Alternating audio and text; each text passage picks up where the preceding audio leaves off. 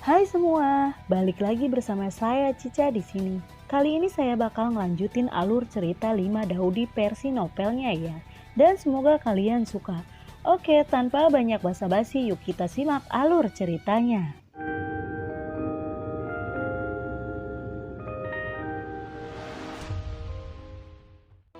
Di cerita sebelumnya, setelah kapal tiba di tebing Sianreng, dan orang-orang dari semua sisi turun dari kapal satu demi satu. Setelah turun, kelompok dari Akademi Sengnan dibawa ke pemimpinan Tieyun dan Yaotian dengan cepat meninggalkan puncak Sianren. Setelah itu semua orang berjalan keluar dari langit dan terbang dengan cepat ke kejauhan. Setelah beberapa saat, Tieyun membawa semua orang ke dalam hutan 100 mil jauhnya dari kota peri. Melihat hutan lebat, banyak siswa bingung dan mereka tidak mengerti mengapa tetua membawa mereka ke sini. Seolah-olah melihat keraguan semua orang, Tieyun lalu berkata, "Memang tidak ada lubang cacing di alam abadi, tapi untuk sementara kita dapat membangun lubang cacing di sini, yang mengarah ke kota dosa," ucap dari Tieyun. Mendengar itu semua orang bergegas membangun lubang cacing. Singkat cerita, setelah 3 hari lubang cacing itu akhirnya selesai dibangun. Setelah lubang cacing dibangun, semua orang memasuki lubang cacing satu demi satu. Saat Xiaoyan hendak memasuki lubang cacing, Xiao Yao tiba-tiba berteriak, "Saudaraku, tidakkah kamu setuju untuk kembali ke alam mendalam klan Xiao bersamaku?" Mendengar teriakan Xiao Yao, Xiaoyan berhenti berjalan dan menoleh untuk melihat Xiao Yao. Dan Xiaoyan lalu berkata, "Aku seorang murid Akademi Sengnan. Hari ini Akademi Sengnan dalam masalah. Aku tidak bisa membiarkan itu. Terlebih lagi, ada sesuatu yang aku butuhkan di Akademi Sengnan. Dan hal itu terkait dengan hidupku. Jadi aku harus mendapatkannya. Kamu harus yakin, karena aku telah berjanji aku akan mengikutimu," ucap dari Xiaoyan. Xiao Yao lalu berkata, "Baiklah kalau begitu, aku akan menemanimu ke Akademi Sengnan. Setelah masalah di Akademi Sengnan teratasi, kamu harus kembali ke alam mendalam dari klan Xiao bersamaku," ucap dari Xiao Yao. "Baiklah," Xiaoyan mengangguk dan segera memasuki lubang cacing bersama Xiao Yao dan Nalan King Sue. Ketika semua orang mencapai kota dosa, mereka bergegas ke Gunung Yuanling di hutan tak berujung. Begitu mereka memasuki lorong alam mendalam, mereka merasakan aura yang tidak biasa, dan ilusi di lorong itu benar-benar hancur. Setelah memasuki alam mendalam, mereka melihat asap dan api mengepul dari Akademi Sengnan dari kejauhan. Semua orang terbang ke arah Akademi Sengnan. Saat semua orang mendekati area itu, ledakan energi yang keras meledak, terus-menerus bergema di langit. Pada saat ini Akademi Sengnan telah sepenuhnya menjadi medan perang. Mereka melihat sosok-sosok bertarung di langit dan di tanah. Menara yang terbakar itu juga terus-menerus memancarkan cahaya merah, menabrak segel di atas menara yang terbakar dengan keras. Ada beberapa sosok di langit, di atas menara yang terbakar, dan mereka juga menghancurkan segel di atas menara yang terbakar. Di bawah serangan gabungan kedua belah pihak, segel menjadi sangat tipis dan hanya masalah waktu sebelum rusak. Melihat itu, Tieyun lalu berteriak, "Siapa yang berani melanggar alam mendalam Nansuanku?" Mendengar teriakan keras Tieyun, mereka yang berkelahi segera berhenti berkelahi. Lalu otomatis terbagi menjadi 2 kubu. Kedua belah pihak saling melotot dan suasananya cukup tegang. Tieyun mendatangi seorang lelaki tua berpakaian abu-abu dan bertanya pada lelaki tua berpakaian abu-abu itu, "Tetua ketiga, ada apa?" Pria tua berbaju abu-abu adalah tetua ketiga dari Akademi Sengnan. Pria tua berjubah abu-abu lalu berkata, "Sekitar sebulan yang lalu, untuk alasan yang tidak diketahui, menara pembakaran tiba-tiba rusuh lagi. Ternyata sebulan yang lalu, ada kerusuhan lain di menara terbakar. Dan 8 tetua agung segera memobilisasi ke seluruh menara terbakar dan mulai memperkuat segel. Namun pada saat ini sekelompok musuh tiba-tiba melancarkan serangan. Meskipun Akademi Sengnan mengorganisir tim untuk mencegah musuh memasuki ranah Sengnan Suan, akan tetapi musuh terlalu kuat. Hanya dalam beberapa hari, musuh akhirnya berhasil menembus ranah Sengnan Suan. Dan kemudian kedua belah pihak melancarkan pertarungan sengit. Setelah mendengarkan penjelasan dari tetua, wajah Tieyun berubah dan dia perlahan berbalik untuk melihat kelompok musuh yang telah menyerang. Melihat sekelompok musuh di depannya, Tieyun lalu berteriak, "Juga King Yun, Liu Cheng, Luoji, kenapa kalian menyerang kami? Apa tujuan kalian?" Mendengar teriakan marah Taeyun, Juge Kingyun tersenyum dan berkata, "Hahaha, kami kesini untuk mengambil tangan bagian lengan iblis pembakaran," ucap dari Juge Kingyun. Taeyun lalu berkata, "Siapa?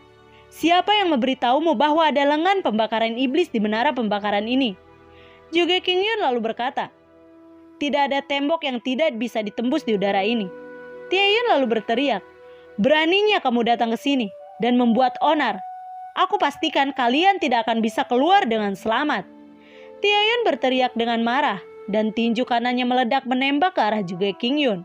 Juge Kingyun meledak dengan pukulan. Dengan kekuatan menakutkan langsung menghancurkan kekosongan dan menghantam awan besi dengan pukulan yang kuat. Ledakan terus bergema dengan sia-sia dan ruang di sekitarnya terus meledak. Banyak orang yang terkena kekuatan itu menderita luka serius. Taeyun lalu berteriak, "Semuanya, berkumpullah. Hari ini selama musuh memasuki Akademi Sengnan, bunuh mereka semua." Setelah menerima perintah, mata semua orang tiba-tiba berubah dan ki pertempuran yang mengerikan melonjak keluar dari tubuh semua orang. Segera semua orang berteriak dan bergegas menuju pasukan gabungan dari 3 keluarga besar. "Bunuh! Bunuh!" Suara pembunuhan mengguncang langit dan kedua belah pihak berteriak dan bergegas menuju satu sama lain. Tiba-tiba perkelahian besar dimulai di langit. Di langit suara tabrakan energi terus bergema dan badai energi yang mengerikan terus mengamuk di langit. Di pihak Akademi Sengnan, 10 tetua teratas semuanya bertarung. Selain Xiao Yan, Liu Xiaohui, Nalan Qingsue, dan Xiao Yao, ada total lebih dari selusin kekuatan di Akademi Sengnan. Pada akhirnya Xiao Yan juga melepaskan Jiu Bai dan Linglong dari dunia batin. Dan pasukan gabungan dari 3 keluarga besar tidak lemah. Juge Kingyun adalah puncak petarung. Liu Yuecheng petarung tingkat ke-6 dan Luoji adalah petapa petarung tingkat 5. Selain ketiganya sangat kuat, di pihak mereka ada juga lebih dari 10 orang kuat. Di awal pertempuran, Taeyun langsung berhadapan dengan Juge Kingyun. Keduanya merupakan kekuatan puncak Douseng. Sementara itu Yao Tian langsung berhadapan dengan Liu Yuecheng. Sementara ketiga tetua bertarung dengan Luoji. Kekuatan kedua belah pihak sama. Duar! Xiao Yan menghancurkan salah satu kekuatan puncak Daojun. Lalu sosoknya melintas dan dia muncul di depan kekuatan yang lain dan meledakkan orang itu. Setiap kali dia menembak, salah satu dari 3 klan kuat akan jatuh. Bahkan beberapa orang suci pertarungan tingkat 1 biasa hanya bisa bertarung dengannya selama beberapa ronde sebelum mereka terluka parah dan mundur. Liu Xiaohui juga berperilaku sangat ganas, seolah-olah dewa gila sedang beregenerasi di seluruh tubuhnya, memancarkan aura yang sangat kejam. Banyak ahli dari keluarga Juge dan keluarga Luo mati di tangannya. Sementara itu, meskipun kekuatan Nalan Qingsue sangat menakutkan, dia belum pernah melihat adegan berdarah seperti itu. Oleh karena itu dia hanya berdiri di langit, diselimuti kecemerlangan suci, dan tidak mengambil inisiatif untuk menyerang musuh. Tetapi jika seseorang mengambil inisiatif untuk membunuhnya, dia juga akan menggunakan cara agresif untuk membunuh musuh. Dibandingkan dengan ketenangan Nalan Qingsue, Xiao Yao tampak sangat aktif, berlari liar di antara musuh, seperti iblis menyerang dengan ganas dan tanpa ampun. Di sisi lain, Linglong dan Jiu Bai bertarung dengan sengit. Kali ini 3 keluarga besar membawa banyak kekuatan puncak, dan di bawah pertarungan antara 3 keluarga besar dan Akademi Sengnan, jumlah kedua belah pihak berkurang secara drastis. Namun Akademi Sengnan secara bertahap menjadi unggul. Di langit huru-hara yang tragis berlanjut. Ketika semua orang bertarung dengan sengit, seluruh dunia bergetar hebat. Seberkas cahaya merah keluar dari menara yang terbakar dan kemudian mengenai formasi segel besar di atas menara yang terbakar.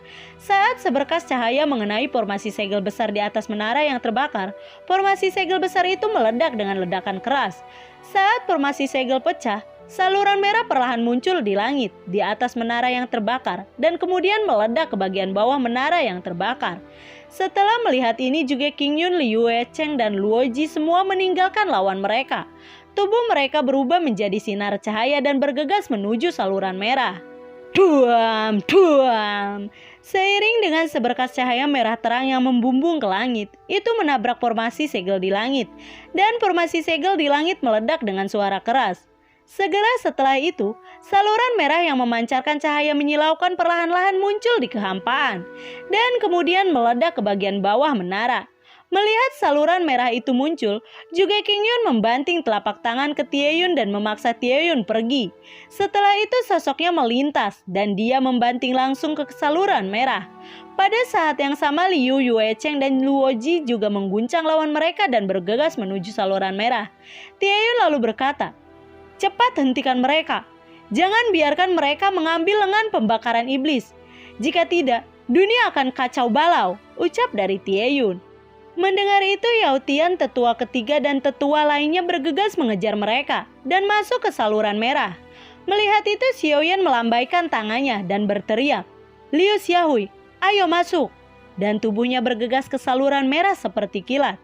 Setelah itu, Liu Xiaohui juga melintas ke saluran merah. Ketika mereka memasuki lorong, gelombang udara panas tiba-tiba bergegas menuju wajah mereka. Ekspresi Xiaoyan dan Liu Xiaohui sedikit berubah. Di sepanjang lorong keduanya dengan cepat memasuki bagian bawah pagoda pembakaran. Ada sebuah gua di bawah menara yang terbakar. Gua itu dipenuhi dengan warna merah pekat. Di dasar gua terdapat lahar berwarna merah. Saat Xiaoyan dan Liu Xiaohui terbang menuju kedalaman kolam magma, mereka berdua dengan jelas merasakan bahwa gelombang udara panas di udara menjadi semakin menakutkan. Mereka berdua terbang di atas kolam magma dan melihat ruang melingkar besar. Di atas kolam magma, peti mati kristal transparan berdiri di udara.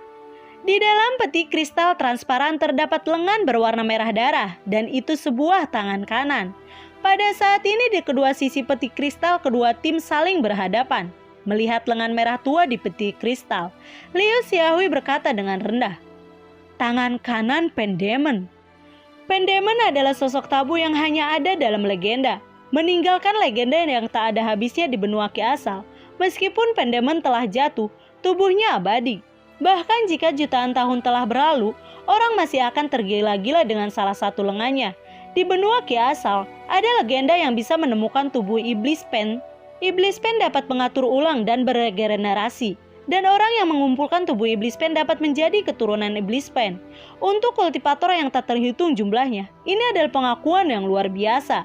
Oleh karena itu, begitu mereka mendengar tentang tubuh iblis yang terbakar, banyak orang akan jatuh ke dalam kegilaan. Dengan panik berjuang untuk tubuh iblis yang terbakar. Juge Kingyun, kamu pergilah sekarang. Aku tidak akan mengejar kejahatanmu di alam mendalam. Taeyun berkata kepada Juge Kingyun dengan kosong. Tangan Pandemon sekarang tepat di depanku. Apakah menurutmu aku akan pergi sekarang? Ucap dari Juge Kingyun. Taeyun lalu berkata, Juge Kingyun, jika kamu mengambil tangan kanan Pandemon, dunia akan kacau balau. Pada saat itu kamu dan aku mungkin akan membayar harga yang sangat mahal untuk ini. Juge Kingyun lalu berkata, aku harus mengambil tangan kanan Pandemon hari ini. Ucap dari Juge Kingyun. Jika kamu menggerakkan tangan kanan Pandemon, aku akan membuat keluarga Juge menghilang sepenuhnya di benua Ki asal. Ucap dari Taeyun. Juge Kingyun lalu berkata, apakah kamu pikir aku tidak berani? Dan segera memerintahkan kepada semua orang, ayo kita pergi bersama dan memecahkan segel peti mati kristal. Mendengar itu banyak pria kuat dari 3 keluarga besar semuanya mendesak dendam besar dan bergegas menuju peti mati kristal transparan. Hentikan mereka! Setelah melihat ini, Taeyun segera berteriak dan dia bergegas ke 3 klan yang kuat tetapi langsung dihalang oleh Juge Kingyun. Juge Kingyun tersenyum dan berkata, Taeyun, lawanmu adalah aku. Pergi ke neraka! Taeyun berteriak keras. Sinar cahaya yang menyilaukan muncul di tangannya dan Wuki Kijin tiba-tiba meledak. Energi menakutkan meledak dan energi tak tertandingi mengalir ke Juge Kingyun. Menghadapi itu, Juge Kingyun mengeluarkan pukulan dan ledakan menghantamkan satu sama lain. Duar! Badai energi yang mengerikan mengamuk di ruang ini. Di bawah pengaruh fluktuasi energi yang mengerikan, retakan menyebar dari peti kristal. Banyak kekuatan dari 3 keluarga besar terus membombardir peti kristal itu dengan liar. Retakan pada peti kristal terus meluas. Dan di bawah pemboman konstan semua orang, peti kristal akhirnya pecah berkeping-keping dalam ledakan. Saat peti kristal meledak, lengan iblis pembakaran tiba-tiba meledak dengan cahaya merah yang menyilaukan. Beberapa orang suci yang bertarung terkena ledakan dan segera mundur dengan luka parah. Pada saat cahaya merah meledak, Xiaoyan segera merasakan energi yang sangat menakutkan. Oleh karena itu, dia dan Liu Xiaohui dengan cepat mundur keluar gua. "Mundur semuanya!" Tieyun berteriak dan langsung memimpin Akademi Sengnan untuk bergegas keluar dari gua. Begitu Tieyun dan yang lainnya bergegas keluar dari gua, tangan kanan pendemon melesat ke atas cahaya. Dan cahaya merah melonjak, langsung menembus ruang bawah tanah dan bergegas keluar dari puncak menara pembakaran. Kemudian dia berhenti di puncak pagoda pembakaran dan berhenti bergerak. Pada saat ini semua pria dari kedua sisi bergegas keluar dari ruang bawah tanah dan terbang ke udara. Begitu kedua belah pihak terbang ke udara, pertempuran tragis pecah lagi. Ledakan energi terus bergema di langit. Ketika semua orang bertarung dengan sengit, petarung dari 3 keluarga besar bergegas menuju tangan kanan pendemon di atas pagoda pembakaran. Dan dalam sekejap, petarung-petarung telah tiba di tempat di mana tangan kanan pendemon berada. Salah satu pria hendak meraih tangan pendemon. Tiba-tiba tangan kanan pendemon memancarkan sinar yang menyilaukan dengan fluktuasi energi yang sangat menakutkan, langsung mengenai tubuh pria itu. Tubuh orang itu perlahan meleleh sepenuhnya dalam kehampaan. Melihat ini semua orang terkejut. Itu adalah orang kuat yang bertarung, tetapi orang kuat yang bertarung itu sangat rentan di depan tangan pendemon. Juga Qingyun tiba-tiba tertawa dan berkata, "Hahaha, tangan kanan pendemon ini milikku." Dan dia bergegas ke tangan kanan pendemon.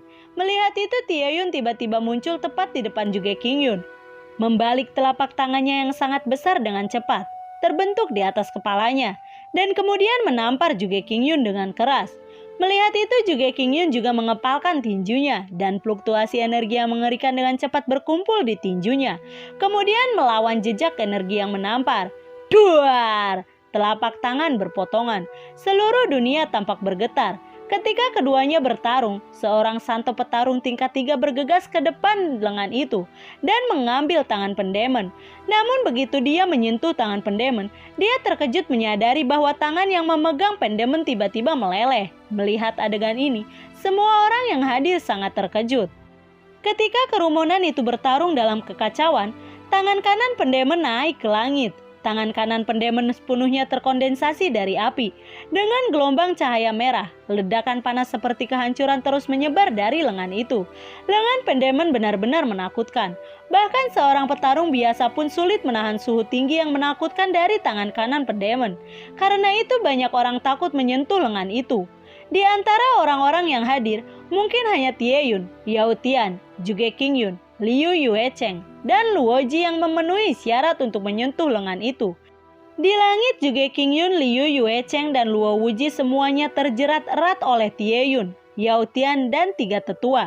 Jadi mereka tidak ada waktu untuk merebut pendemon.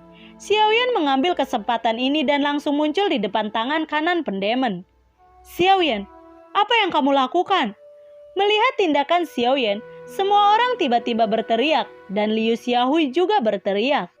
Sebelumnya seorang santo petarung tingkat 3 menyentuh tangan kanan pendemon, tetapi langsung mencair.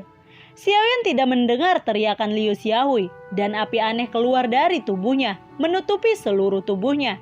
Penjue di tubuh Xiaoyan berputar-putar dengan panik dan telapak tangannya yang terbungkus api abnormal perlahan mendekati lengan itu.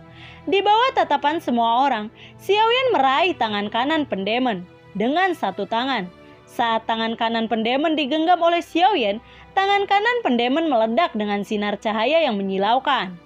Xiaoyan menjerit. Meskipun telapak tangannya terbungkus api abnormal, masih ada sensasi terbakar yang kuat, dan sensasi terbakar yang hebat membuatnya merasa sakit.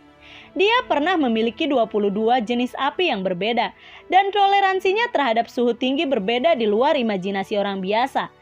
Rasa sakit yang tajam di telapak tangannya terlalu menakutkan.